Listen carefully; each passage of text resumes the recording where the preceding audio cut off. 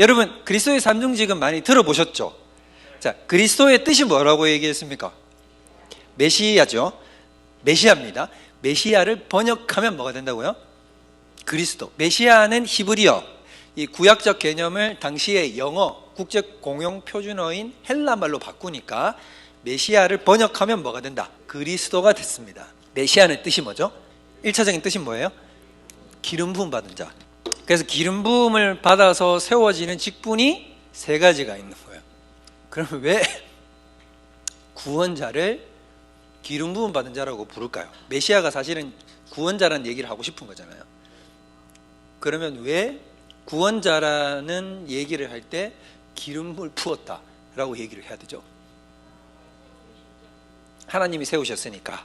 왜 그런 거냐면 여러분 이거예요. 우리 이 땅에 와야 되는 우리의 구원자는 무엇을 할 수 있어야 되냐면 세 가지를 다 할 수 있어야 된다 이 말인 거예요. 사실 이 신학적 의미가 여기에 담겨 있는 거죠. 세 가지가 다 뭐예요? 써 있잖아요. 그 다음에 선지자, 즉 이 땅에 오는 메시아, 이 땅에 오는 구원자는 하나만 해서는 된다 안 된다? 안 된다라는 거죠. 예를 들자면 다윗 같은 훌륭한 왕이기만 해도 부족해요. 이사야 같은 선지자이기만 해도 부족해요. 그 다음에 아론 같은 대제사장이 되기만 해도 부족해요. 어떻게 해야 돼요? 세 가지를 다 할 수 있어야 되는 존재라는 거죠. 그걸 요구하고 있다라고 하는 것입니다. 그렇기 때문에 예수님은 이 땅에 오셔서 어떻게 하시냐면 이 세 가지를 다 감당하시죠. 왕이시자 제사장이시자 선지자가 되시는 것입니다. 예수님께서는 이렇게 되셔서 인류를 구원하신다라는 거죠. 자, 이걸 하나씩 살펴볼 텐데 왜 왕이 되셔야 됩니까? 그렇죠. 이 땅에 무엇을 가져오시는 분이시니까? 하나님 나라, 즉 천국으로 인도해 가시는 분이시니까 천국이 하나님 나라잖아요. 킹덤 오브 헤븐이잖아요. 그러니까 그걸 이 땅에 가져오시고 친히 자기가 거기에서 다스리시는 주체가 되셔야 되기 때문에 무엇이 되셔야 됩니까? 왕이 되셔야 되죠. 왕이 되셔야 됩니다. 그리고 더 나아가자면 모든 우주 세계와 피조 세계를 회복하셔야 됩니다. 회복하시기 위해서는 그분이 모든 우주 세계와 피조 세계의 주인이 되셔야 되겠죠. 그렇기 때문에 그분은 뭐가 되셔야 된다? 왕이셔야만 된다라고 하는 것입니다. 그 다음에 그분은 선지자이셔야 됩니다. 왜 선지자가 되셔야 되죠? 우리의 구원자가 되시기 위해서는. 이게 뭐냐면 예수님께서 여러분 가장 치중하셨던 사역이 이 땅에 공생애로 사시면서 그분이 가장 치중하셨던 사역이 뭐냐면 전파하시고 가르치시고 고치신 가장 중요한 세 가지 사역인데 그 사역 가운데 가장 핵심적인 것은 가르치시는 거예요. 전파하고 가르치시는 거. 그게 바로 선지자적인 사역이죠. 그러니까 예수님께서는 구원자로서 이런 일들을 왜 하셔야 되냐면 하나님의 뜻을 드러내시고 사람들에게 하나님이란 어떤 분인지를 가르쳐 주어야 되죠. 왜냐하면 인간이 타락한 것은 하나님에 대한 오해를 하였기 때문이거든요. 무슨 오해를 했습니까? 사탄이 오해하게 만들었잖아요. 사탄이 무슨 오해를 하게 만들었어요? 선악과 선악과. 자, 하나님이 너희들을 어떻게 하려고 한 거다? 선악과 먹지 말라고 한 거는. 그렇죠. 너희들이 누구처럼 될까봐, 하나님처럼 될까봐. 그럼 하나님은 사실상 너희를 사랑한다 안 한다? 안 하고 너희를 경계한다는 거지. 이 거짓으로 가르쳤거든. 그러니까 하나님에 대한 인식과 지식을 왜곡시켰단 말이에요. 근데 그걸 어떻게 해줘야 되겠습니까? 바로 잡아야 되겠죠. 그러니까 타락은 어디서부터 오냐면 하나님을 아는 잘못된 지식에서부터 타락이 들어온단 말이에요. 그러니까 근본적인 걸 다시 리세팅을 시켜줘야 될 것 아닙니까? 고쳐줘야 될 것 아니에요? 그렇기 때문에 그분은 가르치시고 전파해야 된단 말이에요. 그러니까 뭐가 되셔야 됩니까? 선지자가 되셔야 되죠. 그 다음에 제사장이 되셔야 됩니다. 왜 제사장이 되셔야 되죠? 우리의 죄를 대속하셔야 되기 때문이시죠. 그렇기 때문에. 근데 우리는 이제 많은 당시에 유대인들은, 그러면 여러분 생각해 보세요. 퀴즈. 유대인들은 예수님 오실 때 당시에 유대인들은 이 메시아의 삼중직 가운데 어디에다 초점을 뒀을까요? 왕이죠. 왕에다 초점. 그 다음에는 어디다 초점을 뒀을까요? 선지자였습니다. 선지자. 그래서 예수님을 보고 더러는 선지자라, 더러는 이사야라, 더서는 예레미야. 근데 다 그 선지자 예레미야 다 선지자잖아요. 그래서 선지자라는 얘기를 했어요. 그래서 그때 당시 사람들은 메시아가 오면 하는 일 중에 대표적인 것은 왕이다. 특별히 그 왕을 어떤 왕? 정치적인 왕을 생각했단 말입니다. 그랬는데 당시에 사람들이 전혀 생각하지 못했던 구원자적 개념은 뭐였습니까? 제사장적 메시아를 전혀 기대하지 못했죠. 죄를 대속하러 오신다는 것에 대해서는 생각을 하지 못했단 말이에요. 그래서 예수님께서는 자신이 제사장적 제물이면서 제사장인 메시아로 왔다는 것을 강조해서 보여주셨습니다. 근데 한국 교회로 생각해 봅시다. 지금 여러분 우리 한국 교회로 생각해 보면 왕, 제사장, 선지자 중에 어떤 게 더 강해요? 자, 예수님이 우리의 구원자 되신다 이러면 뭐부터 떠올립니까, 여러분? 십자가 사역부터 떠올리잖아요. 그럼 그건 어디에 관련된 것? 제사장에 관련된 거죠. 근데 우리도 마찬가지라는 거예요. 유대인들은 어떤 한쪽을 왜곡시키니까 예수님에 대해서 올바른 이해를 가지지 못했잖아요. 그래서 예수님을 믿지 못하는 지경까지 이르렀잖아요. 근데 우리는 이렇게 생각한단 말이에요. 어리석은 유대인들, 우리 같았으면 그러지 않았을 텐데. 근데 당시에 유대인들도 뭐라 생각했냐면 어리석은 우리의 선조들, 우리가 그때 살아있었으면, 모세 때 살아있고 우리가 다윗 때 살아있었고 우리가 유다가 말망할 그때 마지막 타이밍에 시드기야 왕 때 그때 우리가 살아있었으면 우리는 그렇게 선지자들을 배척하지 않았을 텐데 라고 똑같이 생각했다는 거죠. 근데 우리는 지금 여러분 잘 보면 우리도 왜곡돼 있잖아, 메시아적 관념이. 그죠? 지금 우리는 어디에 초점을 자꾸 맞추냐면 예수님의 제사장 직분에다 자꾸 초점을 맞춰요. 메시아라고 하면 제사장 직분. 근데 우리는 이제 똑같이 얘기하자면 어디가 펑크, 구멍이 꽉 나 있냐면 왕과 선지자가 펑크가 꽉 나 있는 거예요. 그럼 또 특별히 어디에 펑크가 나 있을까? 왕. 한국 기독교, 특히 오늘날 기독교인들은 예수님의 어떤 직분에 대해서 굉장히 소홀하냐면 왕적 직분에 대해서 굉장히 소홀합니다. 그래서 예수님이 왕이 되신다는 사실에 대해서 눈뜨지 못해요. 자꾸 어디를 생각하냐면 예수님은 내 죄를 사해 주시는 분, 예수님은 내 죄를 사해 주시는 분. 맞죠? 맞으나 동시에 균형을 갖춰야 된다는 그것뿐만이 아니다. 왕이자 또 뭐도 있으시다. 선지자적 직분도 있으시다는 것을 우리가 깨달아야 된단 말입니다. 그러면 예수님의 목사님, 왕적 직분은 뭐예요? 다스리시잖아요. 그럼 어떻게 다스리십니까? 일단 마태복음부터 갑시다. 마태복음 제일 끝으로 한번 가보세요. 28장 18절 읽어볼까요? 시작.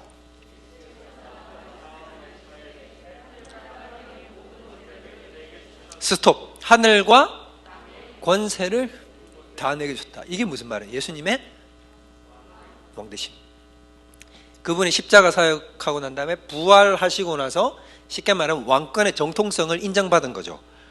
그렇게 되고 나니까 하나님은 그를 어떻게 하셨다? 하늘과 땅의 모든 권세를, 그렇죠, 원래부터 하늘과 땅의 모든 권세를 그분은 가지셨지만 신성적으로는, 그렇죠, 그런데 인성적으로도 그걸 가지시지는 못했어요. 왜냐하면 완성되지 않았기 때문에. 그건 어떻게 완성되어야 되냐면 그분이 인성을 가지고 제2아담으로서 자신이 했어야 될 마땅한 의무를 완성하면 거기에 따라서 뭐가 주어지는 겁니까? 원래 여러분 이 땅의 피조세계의 왕이 누구였어요? 그렇죠, 아담과 우리였다. 우리. 근데 우리가 왕 노릇을 제대로 했어요? 못했어요? 못했잖아요. 실패했잖아요. 도리어 우리의 그 하나님, 주인이신 하나님을 배신했잖아요. 타락한 왕이 됐단 말이에요. 근데 그거를 인간으로 오신 예수님이 어떻게 하셨습니까? 회복하셨죠. 제2아담으로서 이것을 완성시키셨잖아요. 그래서 우리가 왕의 지위를 벗어버리고 잘못된 것들을 예수님이 회복하셔서, 원래는 신으로서 왕이시지, 다스리시는 절대 군주이신데 동시에 인간으로서도 어떻게 하시는 겁니까? 그 왕적 지위를 회복하셨죠. 사역을 완성시킴을 통해서. 그래서 하늘과 땅의 권세를 어떻게 됐다? 내가 다 가졌다라는 거죠. 궁극적으로 통합적으로 내가 인성적으로도 신성적으로도 모든 것을 다 틀어줬다라고 얘기를 하시는 거예요. 이게 왕으로서의 선포식을 하시는 것입니다. 에베소서로 가보세요. 1장 10절 다 같이 한번 읽어봅시다. 1장 10절. 통일되게 하려 하심이라. 바로 이거죠. 땅에 있는 것이나 하늘에 있는 것이나 모든 것을 누구 안에서? 예수 그리스도 안에서 통일된다는 얘기는 그리스도 안으로 모든 것을 다 어떻게, 피조세계를 전부 다 싹 다 어떻게 하신다? 꿇어 엎드리게 하는 거예요. 그분 앞에 모든 이름 위에 뛰어난 이름을 주셔가지고 예수님 앞에 모든 피조세계를 그 앞에 꿇어 엎드리게 하는 거죠. 그분의 왕대심을 만들어 드리는 겁니다. 그 다음에 빌립보서 넘어가 보세요. 2장. 자, 8절까지 보면 예수님의 낮아지심입니다. 낮아지심. 예수님의 낮아지심을 여러분 뭐라고 불렀습니까? 혹시 기억나십니까? 비하. 예수님이 비하되고, 비하다 하면 어떻게 되실까요? 승기, 바닥을 치면 올라가시죠. 성육신은 비하다, 비하가 아니다. 비합니다. 왜냐하면 하늘에서부터 이미 육신으로 있고 내려오신다는 것 자체가 비하라는 거죠. 내려오셔가지고 여기 보세요. 6절부터는 비하를 얘기하는 거예요. 근본 하나님의 본체이시나 하나님과 동등됨을 취할 것을 여기지 아니하시고 자기를 비어 종의 형체를 가지사 사람들과 같이 지내셨고 사람의 모양을 낮추시고, 이게 다 자기를 낮추시는 거예요. 십자가의 죽으심이 비하의 최고. 그래서 더 나아가자면 이제 그분이 하나님께 버림받는 것까지가 최고의 비하가 되죠. 그 다음에 부활부터 뭐가 되냐면 승기로 바뀌는 거예요. 승기로 바닥을 치고 그분은 이제 주가 상승하듯이 우상향하듯이 올라가시는 거예요. 이제 쭉. 그렇게 해서 어떻게 됐냐면 9절, 이름으로 하나님이 그를 지극히 높여 어떻게 하셨어요? 모든 이름 위에 뛰어난 이름을 주셔서 하늘에 있는 자들과 땅에 있는 자들과 땅 아래에 있는 자들로 모든 무릎을 예수의 이름에 무릎 꿇게 하시고, 이게 왕의 직위를 가지시는. 그래서 왕의 직분의 끝장판이 뭐다? 심판. 이게 뭐냐면 재림하셔서 심판하시는 것이 이제 왕직분의 이제 최고의 권세가 되는 겁니다. 그래서 우리 절이로서 산자와 죽은 자를 심판하러 오시리라. 이게 이제 가장 강력한 예수님의 왕적 직분과 권세를 행사하시는 게 되죠. 골로새서도 뒤에 가면 이제 그 통일에 대해서 얘기가 나옵니다. 제가 여러분들한테 지금 뭘 얘기하고 있는 거냐면, 오늘날 우리가 한국 기독교인들, 특히 우리들이 예수님의 삼중직 가운데 뭐에 대해서 굉장히 약하다, 왕적 직분에 대해서 굉장히 약하다는 겁니다. 그럼 왕적 직분에 대해서 똑바로 이해를 하려면 이걸 알아야 돼요. 모든 피조세계가 누구의 이름 앞에 무릎 꿇었다? 예수 그리스도의 이름 앞에 무릎 꿇었다. 그래서 예수의 이름 앞에 모든 것을 통일시키려 하신다라는 겁니다. 그래서 예수님이 모든 만물 위의 주인으로 자리 잡으신다는 것이 신학의 제일 끝판이에요. 우린 잘 이걸 모르죠. 이걸 잘 몰라요. 그래서 여러분들 보면, 제가 전에도 얘기 드렸지만, 많은 사람들은, 기독교인들은 기독교 전체 성경 가운데 뭐가 제일 어려운 성경책이라고 생각하죠? 요한계시록. 전혀 예외, 제가 생각도 못했던 게 나오네. 오히려 여러분, 요한계시록은 그렇게 사실 어려운 서신서는 아닙니다. 그냥 그 이미지화가 많이 돼 있어서 알아보기가 힘들 뿐이지, 뭐가 제일 어렵다고 생각하냐면 보통 로마서를 제일 어렵다고 생각을 하거든요. 근데 로마서가 어렵지 않다는 게 아니라 로마서는 굉장히 어려운 서신서임이 분명해요. 그런데 신학적 수준이 훨씬 더 높은 건 뭐냐면 에베소서와 골로새서입니다. 그거예요. 근데 왜 에베소서, 골로새서가 가장 신학적으로 최고의 난이도를 자랑하냐 하면, 방금 얘기했던 뭐에 대해서 언급하기 때문에, 예수님의 왕적 직분, 그리고 모든 피조세계가 누구 아래 통일된다, 예수 그리스도 안에서 통일된다라는 것을 설명해 주고 있기 때문이라는 거예요. 이게 가장 신학적으로 최고의 정점에 올라가 있는 신학이에요. 제가 교육자를 하기 전에, 청년 때 제가 신학 성경 읽을 때 저를 제일 가슴 뜨겁게 했던 것 중에 하나가 뭐였냐면 에베소서 1장 10절이었어요. 모든 만물이 누구 안에서 통일된다, 예수 그리스도 안에서 통일된다는 이 말이 정말 너무너무 큰 감격적으로 저한테 와닿았어요. 내가 바다가 이렇게 있으면 바다에다가 그냥 스노클 이렇게 끼고 한 10m 내려가 보는 거예요. 10m 내려오면, 10m 여러분 바다가 깊어요, 안 깊어요? 10m 되게 깊어요. 10m 가면 여러분 수압이 느껴집니다. 수압이 느껴지고, 여러분 이렇게 잠수해서 10m 내려가기가 어렵습니다. 여러분 그 10m짜리 수조 같은 데 있잖아요. 그런데 우리 스쿠버 다이빙 그거 배울 때 그런 수조 같은 데 들어가면 10m가 얼마나 깊은지 느껴지잖아요. 그죠? 들어가고 나서 이런 거야. 10m 들어가가지고 낑낑대다가 올라와가지고 팍 뱉으면서 뭐라 그러냐면, 이야 바다가 깊다 라고 외치는 사람과, 마리아나 해국가에 가서 저 바닥 심해에 들어가서 잠수함 타고 들어간 다음에 1만 미터 해저를 찍고 올라와서 바다가 깊다 라고 외치는 사람의 고백이 같을까요, 다를까요? 다르죠. 그러니까 내가 성경 조금 몇 군데 읽어보고 성경은 정말 놀랐구나 라고 얘기를 하는 것과, 정말 내가 깊이 있게 정말 천착해서 그 깊이를 체험해보고 나서 내가 정말 하나님의 말씀은 깊고도 부유하다라고 얘기를 하는 것은 다른 차원이라는 거죠. 바울은 로마 감옥에 있었잖아요. 2차 투옥 됐을 때 빛도 안 들어오는 감옥에 들어가 있었거든요. 근데 에베소서 1장 1절 1, 2절 딱 빼고 나서 3절부터 바로 뭐로 시작합니까? 첫 마디가 뭐예요? 찬송하리로다. 여러분들이 지금 햇볕도 안 들어오는 감옥 속에 들어가 있다고 생각해 보세요. 지금 내일 모레 사형 선고받아서 죽을 때가 됐다. 그러면 편지 쓰겠죠. 이제 밖에 있는 엄마 아빠 우리 교회 목사님들한테 편지 쓰는 거예요. 뭐라고 썼겠어요? 첫 마디에 이 사망의 몸에서 누가 나를 건져낼꼬. 우리 같으면 이렇게 쓸 거 아닙니까? 그죠? 날 살려줘! 뭐 이런 거. 뭐 이렇게 쓸 거 아니에요. 그런데 바울은 뭐라고 썼다고요? 찬송하리라고 하고 쫙 고백했는데 이걸 어떻게 했냐면 14절까지 한 문장으로 썼거든. 하다가 마침표를 끝에 가서 찍었단 말이에요. 이 얘기는 무슨 말이에요? 자기 속에서 하고 싶은 말이 그냥 막 이게 막 터져 나온다는 얘기예요. 그럼 이게 왜 터져 나올까? 왜 그런 줄 아세요? 바울이 그 상황 가운데서 기뻐할 수 있었던 이유는 뭐냐면 예수 그리스도께서 하나님의 그리스도 안에서 어떻게 하실 것이다. 모든 피조세계를 통일시키실 것이다. 그리고 그분이 절대 왕권을 가지시고 하나님 나라를 완성시키실 것이고 그것은 곧 멀지 않았다.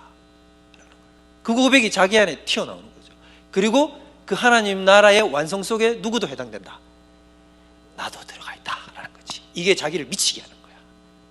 이게 자기를 미치게 하는 거야. 그러니까 그 고백이 자기 환경을 넘어버리는 거죠. 넘어버리는. 그 빌립보 감옥에 갇혔을 때 그걸 깨달은 거예요. 그가 처음에 갇혔던 감옥 알죠? 두들겨 맞고 감옥에 갇혔잖아요. 빌립보 감옥에 갇혔을 때 바울과 실라가 찬양했잖아요. 그때 감옥의 문이 흔들리고 터져버렸잖아요. 그때 그 찬양이 바로 이것 때문이라고요. 이 놀라운 하나님 나라의 영광을 찬양하다가 깨닫는 거라.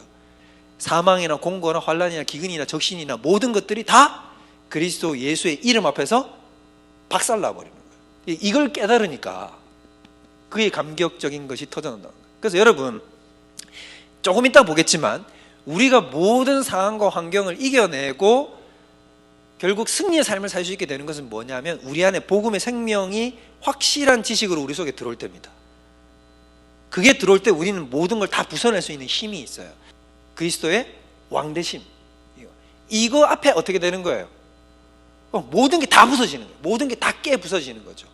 그분이 주인이시고 그분이 가장 강력하시고 그분이 가장 위대하신 유일하신 왕권을 가지시는 하나님이십니다. 그래서 요한계시록 5장에도 보면 뭐가 나옵니까? 제가 전에 얘기했죠. 사도 요한이 두루마리가 펴지지 않아서 어떻게 했다고? 울었어요. 그런데 장로 한 명이 나와서 뭐라 그래요? 울지 말라고. 유다 지파의 사자 어린 양 예수 그리스도가 이기셨느니라. 그 앞에 모든 울음과 슬픔과 눈물이 다 그쳐지는 거예요. 여러분 이게 바로 복음의 능력이라는 것입니다. 그렇기 때문에 여러분 보세요. 우리가 이것만 알면 내가 죄 사함 받고 천국까지 아름답지. 죄의 권세를 이길 수 있지. 이것도 엄청나거든. 조금 이따 또 배울 거예요. 이것도 엄청나지만 근데 우리는 너무나 그 복음의 부요함을 3분의 1만 하는 겨. 내가 가지고 있는 재산이 1,000억이면 한 300억만 쓰는 거지. 나머지 600억을 어떻게 하고 있냐면 그냥 놔두고 있는 거예요. 그리고 맨날 뭐라 그래? 나 돈 없다고 난리치고. 300억도 많죠. 그럼 그게 달란트 비유예요, 여러분. 한 달란트가 여러분 거의 100억 가까이 넘어가거든요. 근데 우리는 자꾸 한 달란트를 받은 걸 뭐라 생각합니까? 그걸 적게 받았다 생각하잖아요. 근데 그게 적은 게 아니라. 그래서 오늘날 우리가 복음적 인식에서 자꾸 소외시키는 것이 예수 그리스도의 왕되심, 그 다음에 그분의 선지자 되심을 자꾸 잊어버린다. 예수님을 자꾸 머릿속으로 생각하면 절름발이로 만드는 거예요. 그분이 제사장적 직분을 행하신 것에만 자꾸 초점을 맞추기 때문에. 당시 유대인들은 메시아를 왕적 직분으로 계속 강조했고 선지자를 그냥 갖다 끌어붙인 거고 제사장적 직분에 대해서는 전혀 이해를 하지 못하고 있어요. 그러니까 그분이 살아서 육신을 입고 와도 그분을 못 알아보는 거죠. 우리도 마찬가지일 수 있다는 겁니다. 그러니까 우리는 어떤 게 낯설 수 있냐면 예수님이 오셔서 왕으로 재림하시는 모습을 보면 우리에게 낯설 수 있다는 거예요. 저분이 왜 저러시나? 내가 아는 예수님은 어린 양 예수 그리스도신데 저분은 오시더니 어떤 분이시냐면 완전 절대군주의 모습으로 오시거든. 좋긴 좋은데 좀 낯설다. 내가 아는 오빠가 아니네. 이런 느낌이 되는 거예요. 그러니까 그러시면 아니 되옵니다. 그래서 여러분 이걸 깨달으면 그분이 절대왕으로 오신다는 사실을 깨달으면 이게 얼마나 멋있는지 몰라. 우리 예수님 이제 저는 예수님이 만약에 있었으면 예수님 오빠 부대로 살았을 것 같아요. 예수님. 여러분 예수님은 여러분 복음서를 잘 읽으면 예수님은 엄청 멋있게 자기가 드러나십니다. 아십니까? 예수님 진짜 너무 멋있어요. 예수님 너무 멋있게 막 나와요. 여러분 예를 들면 예수님 이러시거든요. 회당에 딱 들어가잖아요. 회당에 딱 들어갔는데 뭐라 그러냐면 거기에 이제 유대인들이 쫙 앉아있거든. 근데 유대인들이 아주 완악한 애들이 딱 거기 다 자리를 잡고 회당에서 속된 말로 이제 유지급들 앉아가 있는 거예요. 앉아 있는데 거기서 예수님이 딱 이래요. 너희가 안식일 날 만약에 너희 자식이나 너희 가축이 우물에 빠졌으면 안 건져낼 사람 푸처 현장. 안 건져낼 사람이 있니? 네 자식이 빠졌어. 건져내 안 건져내? 그랬으면 여러분 건져낸다고 대답해야 됩니까? 안 건져낸다고 대답해야 됩니까? 건져낸다고 대답을 해야 되잖아요. 근데 아무도 대답을 안 해요. 속으로 뭐라고 하냐면 웃기고 있네. 네가 뭔데? 이청주제에 가만히 새파란 게 앉아가지고 요 딱 와서 이렇게 예수님이 딱 요 앉아가지고 이렇게 딱 가르치니까 거기다 딱 해서 딱 얘기했는데 뭐라고 하냐면 딱 비웃고 있는 마음속으로 다 비웃는 거예요. 웃기고 있네. 그래서 완악한 표정을 전부 다 짓고 그 굳은 그 완악한 교만함으로 예수님을 노려보면서 딱 있는 거예요. 근데 그 자리에 누가 있었냐면 그 회당 안에 손 마른 사람이 있었던 거죠. 손이 말라가지고 비틀어진 사람이 이렇게 있는 거예요. 그 사람을 딱 보고 예수님이 이 사람들을 보고 그 마음의 완악함을 보시고 라고 얘기를 해요. 성경에 보면. 그리고 예수님이 딱 어떻게 했냐면 이 사람 이쪽으로 와라라고 얘기를 해서 너의 팔을 내밀어라 라고 얘기했는데 딱 내미는 순간 어떻게 돼버려요? 손이 딱 나와버리거든요. 이게 무슨 말이냐면 너희는 말로만 그렇게 해야지 너희는 이 사람을 성하게 할 능력도 없고 너희는 신학적으로도 하나님의 마음을 모르고 이 어리석은 이 완고한 고집주의자들. 그러나 난 하나님의 살아계신 그 능력을 보이겠다 하고 어떻게 해버린 거예요? 이거를 손을 내밀어라 했더니 어떻게 돼버린 거예요? 나와버리잖아요. 이 사람들은 이빨을 갈고 저 이청을 어떻게 할까? 나는 만약에 그 옆에 제자로 있었으면 어떻게 했을까요? 너무 멋있지 않습니까 예수님? 손을 내밀어라 탁탁 예수님. 그리고 이제 나가겠죠. 예수님 나가면 야 조용히 너무 멋있어요. 또 이런 거 있잖아요. 우리 예수님 요한복음 4장에 보면 사마리아 여인을 만나잖아요. 그 사마리아 여자가 엄청 대단한 여자거든요. 사마리아 여자가 이제 우리는 그 1편 단면만 아는데 남편이 5이었는데 지금도 남편이 아니잖아요. 그 얘기를 했는데 예수님이 너 남편 데려오라고 얘기를 하니까 그제서 여자가 이제 눈이 뜨여가지고 예수님이 물을 준다고 했을 때 그 물이 마시는 물이 아니라 영적인 물인 걸 깨닫는 거예요. 그랬는데 이 여자한테 예수님이 뭐라 그러냐면 그랬더니 그 여자가 자기의 고백을 하는데 뭐라고 고백을 합니까? 내가 사람들 예배에 대한 얘기를 꺼내요. 그러니까 왜냐하면 그 여자에게 고민은 예배였거든. 왜냐하면 자기가 죄인이잖아. 죄인인데 죄를 대신하려면 제사를 드려야 되잖아. 근데 제사를 드려야 되는데 사마리아인이니까 예루살렘에 들어가는 것 자체가 안 되죠. 그러니까 예배를 못 드리니까 당시 사마리아인들은 어디서 예배를 드리냐면 그리심산에서 예배를 드렸거든요. 근데 그리심산에서 예배 드리는 걸 유대인들은 보면서 뭐라고 그러냐면 야, 그 예배? 아니야. 야, 거기서 예배 드리면 하나님이 안 받아 이 바보들아. 성전에서 예배 드려야 돼. 이러니까 이 여자는 이러지도 못하고 저러지도 못하는 거야. 이 답답함을 아니까 예수님 찾아온 거거든. 그러면서 예수님이 뭐라고 그랬냐면 여자야 들으라. 이 성전도 아니고 여기도 아니고 하나님께 예배할 때가 오나니 곧 이때라. 하나님께 예배한 자들은 하나님은 영이시니 영과 진리로 예배할지니라. 이 놀라운 선언을 하는 거죠. 그랬더니 이 여자가 뭐라고 그랬냐면 자기 감춰왔던 나의 진심을 고백하는 거예요. 그 진심이 바로 뭐였냐면 이거였어요. 제가 메시아가 오면 그리스도라고 하는 분이 오시면 이 모든 것을 해결할 줄 제가 알고 있습니다 라고 얘기했는데 예수님이 뭐라고 그랬냐면 너와 말하고 있는 내가 바로 그니라. 옆에 또 있었으면 제가 어떻게 했을까요? 여러분 예수님은 항상 이래요. 예수님의 본질과 그 속성을 알면 알수록 은혜의 깊이도 어떻게 된다? 깊어지고 그 다음에 하나님을 아는 감격도 깊어지고 결국 그게 우리를 어떻게 하냐면 세상을 이길 수 있는 힘도 다 거기서 나오는 거라는 겁니다. 이해되시죠? 그래서 우리가 지금 예수님의 복잡한 도식들을 그려가면서 예수님의 신성과 인성 이런 것들을 막 배우는 이유가 뭐냐면 단순히 머릿속으로 집어넣지 말고 이게 우리의 삶의 이유고 힘이라는 것입니다. 여러분 이걸 잘 아시라는 거죠.